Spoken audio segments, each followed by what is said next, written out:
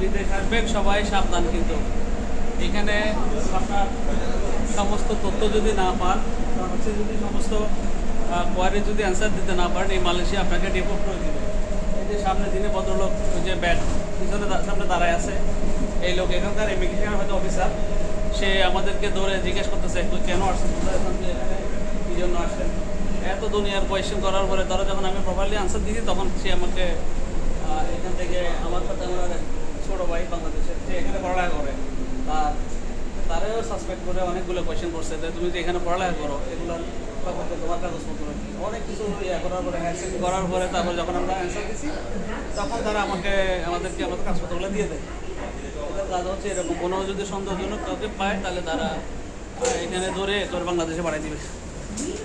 যাই হোক, আমাদের প্লেন জার্নি এখানে শেষ। আমরা এখন ওইদিকে যাব, গিয়ে হয়তো আমরা ইমিগ্রেশন করবো। আমাদের